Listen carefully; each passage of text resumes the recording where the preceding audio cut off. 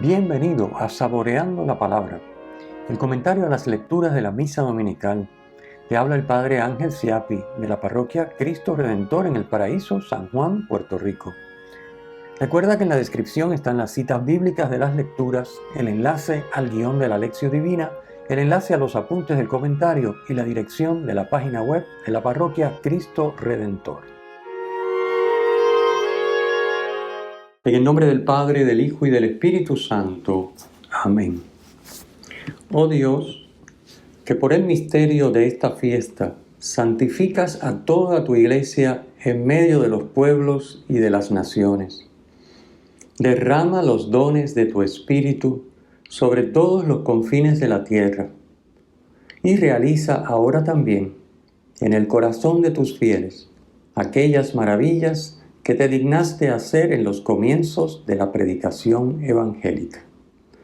Por nuestro Señor Jesucristo, tu Hijo, que vive y reina contigo en la unidad del Espíritu Santo y es Dios por los siglos de los siglos. Amén.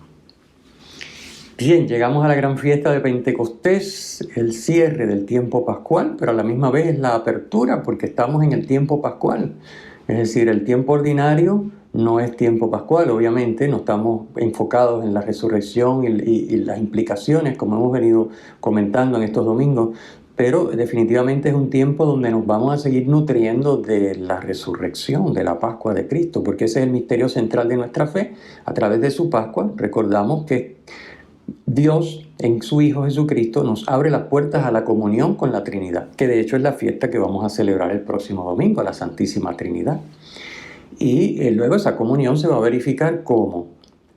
Haciéndonos uno con el Hijo, que se nos dona de manera especial con su cuerpo y con su sangre. Por eso el otro domingo vamos a celebrar Corpus Christi, Santísimo Cuerpo y Sangre de Cristo. Esas fiestas están puestas de manera pedagógica en el calendario de la Iglesia.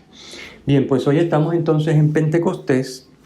Y Pentecostés también, como dijimos la semana pasada de Ascensión, es un enfocarnos en un aspecto específico que es parte de lo que ocurre en la resurrección. Es decir, en la resurrección nosotros recibimos el Espíritu Santo, fruto del misterio pascual.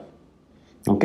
Es como, vamos a poner para que se entienda, lo estamos celebrando 50 días después y hablamos un momentito de qué es lo que significa estos 50 y la fiesta, pero es como cuando uno lo bautizan, la persona que es bautizada tiene su Pascua, pero luego tiene su confirmación, ¿verdad? O sea, en la Pascua, en el bautismo, que es la Pascua de esa persona, el momento en que recibió por primera vez los frutos de la Pascua de Cristo, que es la comunión de vida con la Trinidad, ya recibe el Espíritu Santo. El Espíritu Santo se recibe en el bautismo, o sea, la comunión con Dios, que es posible por el Espíritu Santo en el Hijo, ¿no? Y con el Padre.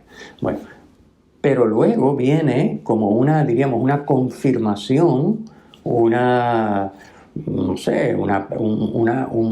ratificación de ese Espíritu, que es el sacramento de la confirmación. Bueno, pues entonces podríamos decir que la Pascua sería como el bautismo y el Pentecostés es la confirmación, ¿verdad? O sea que como Pentecostés sería como la confirmación de la Iglesia, ¿verdad? No se entiende, ¿verdad? Estamos hablando de manera analógica la confirmación de la Iglesia. Y a la misma vez, para nosotros los cristianos, la confirmación, el sacramento de la confirmación sería el Pentecostés nuestro personal, ¿ok? Así para que se entienda la analogía de lo que estamos celebrando hoy. Por eso, en el Evangelio, tomado de San Juan, del apóstol Juan, vamos a ver que el día de la resurrección, ese mismo día, el primero de la semana, Cristo resucita y al aparecerse a los discípulos les dice, reciban el Espíritu Santo. ¿Ok? Bueno. O sea, es fruto, eso lo que quiere decir es fruto de la resurrección. Ya en la resurrección el Espíritu Santo está donado, pero de nuevo hace falta, como explicamos en la Ascensión la semana pasada, es una pedagogía y es un lenguaje para que se entienda y se pueda absorber. Nosotros los seres humanos no somos Dios, necesitamos tiempo para entender las cosas, absorberlas y hacerlas nuestras y mucho más tiempo todavía para hacerlas vidas en nosotros. Una cosa es entenderlas y otra cosa es hacerlas vidas. Entonces ese es el sentido que tiene esta pedagogía de ir celebrando los domingos de Pascua, llegamos a la Ascensión y hoy Pentecostés. La fiesta de Pentecostés originalmente era la fiesta de la semana o de las cosechas de los judíos. Y era una fiesta que duraba 7 semanas en la que ellos daban gracias a Dios por las cosechas. Esto es importante saberlo. Por eso, como duraba 7 semanas, esa fiesta duraba 7 por 7, 49 días. Bueno, entonces al día número 50 era la clausura, porque ya se había completado la fiesta que duraba 7 semanas.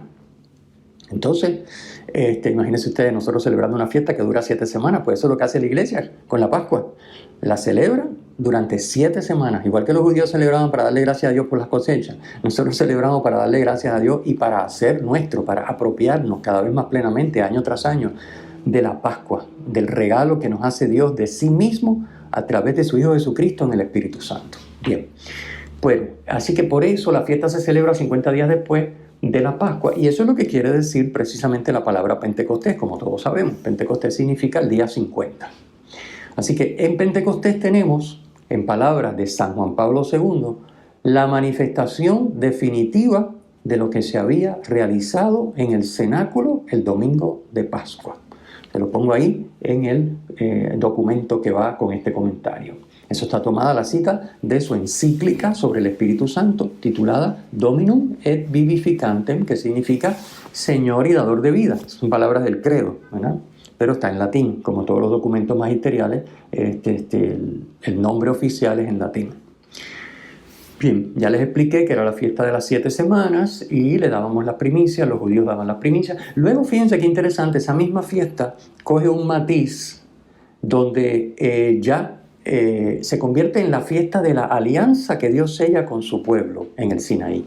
Es curioso cómo lo que era primeramente una acción de gracias por las cosechas, de momento el pueblo empieza a celebrarla y los judíos empiezan a celebrarla como diríamos también una acción de gracias por la alianza que el Señor sella con su pueblo en el Sinaí. La alianza antigua, el Antiguo Testamento. Entonces nosotros tomamos esos 50 días y el Espíritu Santo sella la nueva alianza, porque estamos en el Nuevo Testamento, ¿ok? O sea, la alianza ya no está sellada con leyes escritas en piedra. La alianza no está sellada con un pacto con fuego y nubes y ruidos y cosas. Aunque si se fijan, la primera lectura de hoy hace unas evocaciones tremendas de esa escena del Sinaí. Ahí les pongo la cita, la escena del Sinaí, pueden ir a Éxodo capítulo 19 y ahí van a ver cómo esa entrega de la ley de la nueva alianza en el Sinaí a Moisés, había fuego y bueno, el pueblo estaba aterrorizado porque Moisés hablaba y Dios le contestaba y había terremotos y fuego y vientos y ruidos. Y entonces, curiosamente, en Pentecostés están ellos encerrados y hay ruido, hay viento. Ese viento nos evoca ¿qué? El ruaj, el espíritu que Dios insufla en la criatura para hacer al hombre viviente en el Génesis. ¿Okay? Así que hay ruido que nos conecta con la escena del Sinaí. Hay fuego, porque son lenguas de fuego que nos conecta con la escena del Sinaí. O sea, Dios está renovando su alianza en Pentecostés, según el relato de la primera lectura de hoy, que es muy hermoso, el relato tradicional de Hechos de los Apóstoles sobre Pentecostés. Así que tenemos ruido, tenemos viento, tenemos fuego, ¿ok? Y tenemos ese soplo, porque el viento soplo va junto, ¿verdad? Y ese soplo es Dios, es una manera humana de entender, Dios comunica su vida. Así que Pentecostés entonces es el nuevo Sinaí. El Espíritu Santo es la nueva alianza, el don de la nueva ley. Voy a ir comentando algunas ideas de aquí. Esto está tomado de una catequesis maravillosa también de San Juan Pablo II. Así que aquí no hay más nada que decir, ¿verdad? Lo dijo un papa y es santo, así que esto es interesantísimo. Dice el Papa San Juan Pablo II, hacía falta un corazón nuevo, y eso es precisamente lo que Dios nos regala en Pentecostés. ¿Qué cosa es un corazón nuevo? Una manera de ser nuevo. Recuerden que corazón es una palabra que en la Biblia significa la manera de ser, la manera en que yo soy ser humano. Un corazón nuevo, ¿ok? Y ese corazón, hay que quitar el corazón de piedra, que es el corazón humano, de egoísmo, de envidias, de rencillas, de podríamos decir, marcado por los 7 pecados capitales, y entregarnos un corazón marcado por los 7 dones del Espíritu Santo, imbuido en el Espíritu Santo, de modo que tenga los 7 dones del Espíritu Santo. Ese es el corazón nuevo, y eso ocurre en Pentecostés. Obviamente, el Espíritu Santo, la semana que viene hablaremos más con el tema de la Trinidad, es el amor entre el Padre y el Hijo, es el amor persona. Son 3 personas en la Trinidad. No son 3 personas como 3 cabecitas ni 3 personitas, sino persona en el sentido de relación. ¿Okay? La semana que viene hablamos un poquito más de eso. No quiero irme por ahí por la tangente, sino el Espíritu Santo, que es el amor persona, es el amor entre el Padre y el Hijo. Ese es el que se nos da para sellar y ratificar la nueva alianza. No ya como la del Sinaí, que la del Sinaí era, me vas a hacer caso, porque te meto miedo con el fuego y el ruido y el terremoto, y esto es lo que tienes que hacer. Y si tú lo haces, yo seré tu Dios y tú serás mi pueblo. Y si no lo haces, eres hombre muerto. Básicamente esa es la alianza del Antiguo Testamento, ¿verdad? Por eso dice Pablo que la ley mata. Con la ley no se llega a ningún sitio. Lo único que te sirve la ley es para saber que estás mal, pero no te ayuda a hacer las cosas bien. Bueno, la nueva alianza es otra cosa. Son, como decimos aquí, otros 20 pesos. Es decir, es Dios en nosotros. Lo que hace falta es aprender a acoger a ese Dios. Aprender a que esas lenguas de fuego no estén sobre las cabezas, sino que es una simbología, por supuesto, sino que estén en nuestro corazón. Que de nuevo la palabra ya sabemos lo que significa, no es que esté en el músculo, porque si no se nos quema, sino en nuestra manera de ser. Que nuestra manera de ser arda con esas lenguas de fuego que son el amor de Dios, el amor que es Dios y que es el amor entre el Padre y el Hijo. Entonces esa es la nueva alianza. Y fíjense qué interesante que esa nueva alianza, al ratificarse en Pentecostés, es el momento en que nace la nueva iglesia, porque la iglesia es fruto del Espíritu. El Espíritu se nos entrega, y al acoger el Espíritu, al acoger a Dios en nosotros por medio de su Espíritu, que es el amor persona, empezamos a vivir como resucitados. Y ese es el momento en que nace la iglesia, porque la iglesia, como dice aquí San Juan Pablo II en esta catequesis, es la comunidad de los que han nacido de lo alto, como le dice Jesús en el Evangelio de Juan, y ya han nacido del agua y del Espíritu, ¿verdad? Como aparece también en ese mismo Evangelio, el capítulo 3. Por lo tanto, nuestra iglesia no es, por supuesto, ni creada por los hombres, ni tan siquiera fruto de que yo decidí ir a donde Dios y decirle, quiero ser tuyo. No, la iniciativa, y de hecho todo lo hace Dios. Lo único que yo tengo que hacer es consentir. Por eso es la fe, es fiarme de Él y obedecerle. Consentir y dejarlo actuar, porque Él lo va a hacer todo.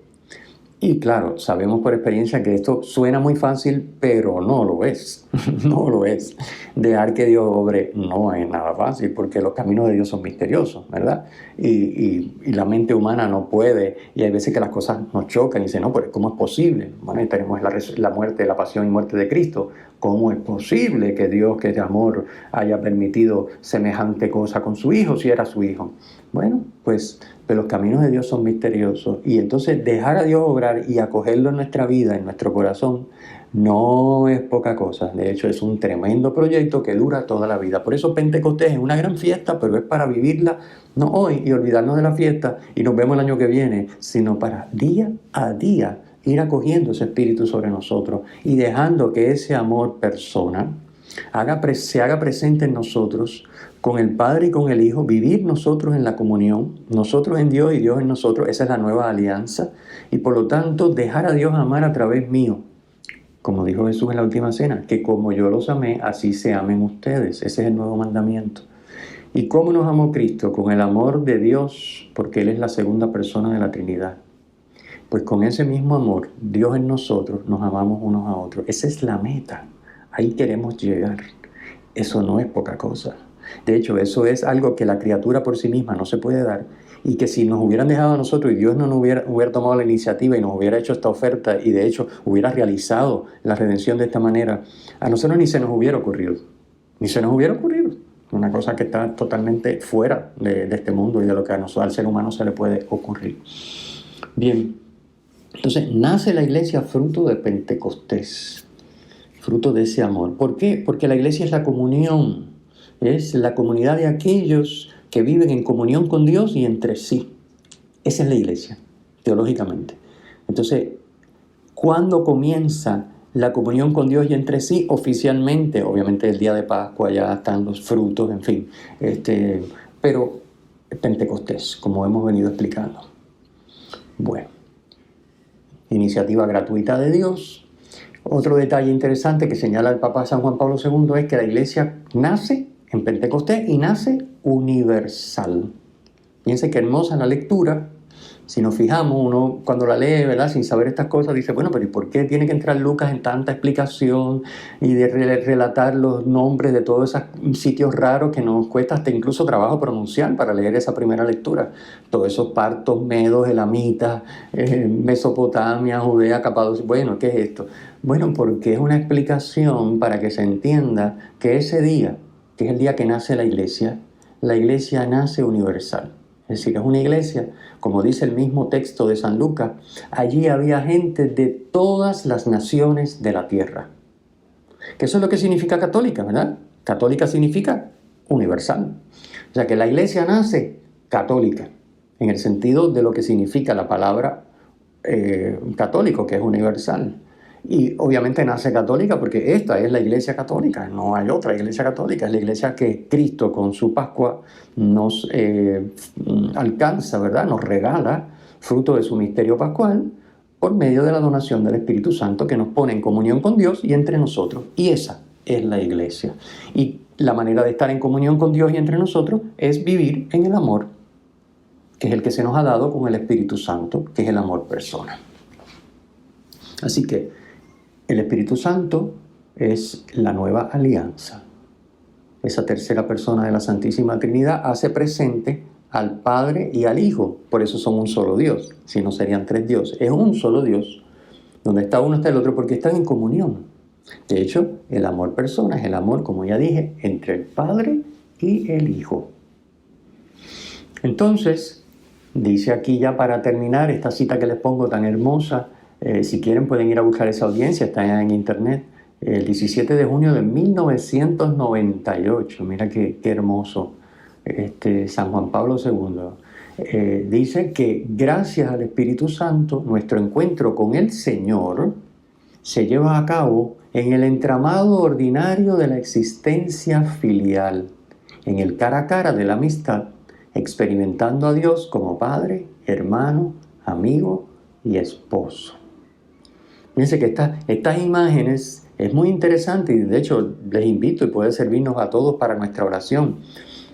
Cómo Dios es mi Padre, orar, apropiándome de eso y dejando que el Espíritu me ilumine para ver cómo Dios es Padre para mí, cómo Dios es hermano para mí, cómo Dios es amigo para mí y cómo yo le correspondo siendo su amigo.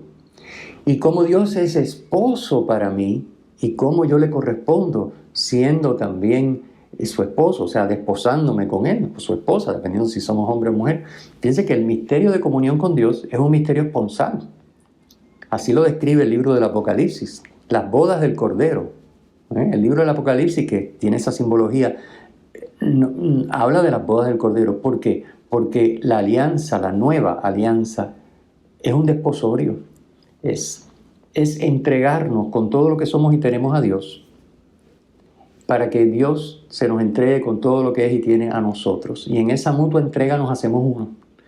Esa es la esencia del matrimonio. Por eso es la alianza nueva, es una alianza esponsalicia, es una alianza de esposos. No nos choque esto no tiene nada que ver con sexo, tiene que ver con donación, porque de hecho el matrimonio incluye el sexo, pero no es sexo. Tiene que ver con la donación mutua del hombre a la mujer y de la mujer al hombre, que son complementarios. Esa es la esencia del matrimonio. ¿Okay? Entonces, ese es Pentecostés.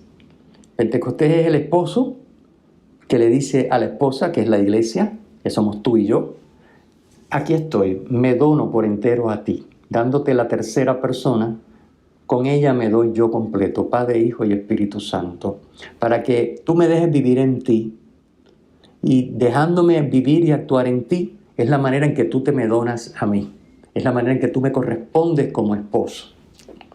Y entonces nos hacemos uno. Ya digo, esto es taller para toda la vida, pero hay que irlo trabajando, ¿verdad? No podemos limitarnos simplemente a celebrar y ya, ¿verdad? Porque es muy bonito, sí, perfecto, y celebramos, y los cantos, y las oraciones, y todo eso está excelente, pero ¿cómo vamos haciendo vida esto en nosotros? Ahí está la clave, esto es lo que tenemos que ir viendo. Bien, entonces aquí les tomo estas ideas que están tomadas del Papa Benedicto, que me parecen también muy interesantes sobre esta primera lectura. Dice él que esta lectura también remite al relato de Génesis 11 de la Torre de Babel. Esto también es importante entenderlo para conocer, para profundizar más. Luego ustedes cuando vuelvan a tomar este texto y lo oren con él. Remite al relato de la Torre de Babel. Recuerden, en la Torre de Babel los hombres pretendieron, claro, está dicho de una manera que a nosotros casi nos da risa, ¿verdad? En vez de usar piedra usaron ladrillo. Uno dice, wow, ¿y eso con eso qué van a lograr? Bueno, ¿te entienden? O sea, podríamos cambiarlo a nuestros días y decir, bueno, en vez de hacer las cosas análogas, hoy en día todo es digital. Y por eso, como todo es digital, pues se puede controlar todo por internet, y los carros se manejan solos, y los aviones vuelan solos. Entonces, nosotros no necesitamos de nadie porque somos capaces, haciendo las cosas digitales, de lograrlo todo. Bueno, algo así es lo que dice Babel, el relato de Génesis, pero claro, ellos hablan de argamasa y de ladrillo. Bueno, hay que darse cuenta de cuándo se escribió ese texto. Entonces, esa es la idea. En Babel los hombres dicen, no, si nosotros no necesitamos a Dios ni necesitamos a nadie, nosotros por nuestra cuenta somos grandes y podemos hacer cosas enormes, y todo lo que queramos, todo lo que nos propongamos, lo podemos hacer. Esa es la tragedia de Babel. Oiga, y es la tragedia también de nuestros días, de la gente que no cree, o de la gente que creyendo, la fe es muy superficial y piensan realmente que... Estoy seguro que muchas personas, aun cuando crean y saben que Dios existe y tienen una relación y rezan y qué sé yo, como no han profundizado mucho en su fe, entienden que, bueno, que el ser humano, pues, bueno, qué sé yo, necesitará a Dios. Hay muchas personas así erradas, ¿no? Que necesitará a Dios para que lo salve en la otra vida, pues para que lo resucite cuando se muera. Pero aquí en esta vida yo me basto y me sobro, porque el ser humano tiene capacidades de hacer muchas cosas, empezando porque todas esas capacidades se las da Dios, ¿verdad? Y la inteligencia para hacerlo, y la sabiduría, en fin, todo. Bueno, pues referimos a la Torre de Babel. El hombre pretende alcanzar por sí mismo una grandeza que solo es de Dios y solo Dios puede dar. ¿Y eso qué logra? En Babel, que los hombres se opongan unos contra otros. Y eso está descrito de qué manera en ese relato del Génesis. Pues Dios confunde sus lenguas, y ahora, como no hablan la misma lengua, no se pueden entender, y como no se pueden poner de acuerdo, no pueden trabajar juntos. ¿Acaso no es eso mismo lo que sucede hoy en día, cuando el hombre por su cuenta quiere alcanzar lo que solo puede recibir de Dios? Incluso humanamente hablando. Porque sí, una cosa es colaborar con Dios y otra cosa es que yo me basto y me sobro. Dios no entra en la ecuación, ¿verdad? Para muchas personas, en el tema de ciencia o de trabajo o de economía, Dios no entra en la ecuación. Eso es un error gravísimo, porque nuestra fe permea toda nuestra vida, todos los ámbitos en los que se mueve un cristiano y todos los ámbitos en los que vive un ser humano. Ahí está Dios. Y si no lo dejamos entrar en ese ámbito, estamos un poquito como la Torre de Babel. ¿Qué sucede entonces cuando yo por mi cuenta trato de echar para adelante y olvídate de lo demás? Pues que no me puedo poner de acuerdo. Nos confundimos y en realidad, en vez de trabajar juntos para alcanzar algo que queremos, trabajamos unos contra otros. En el pasaje de hoy de Hechos de los Apóstoles es todo lo contrario.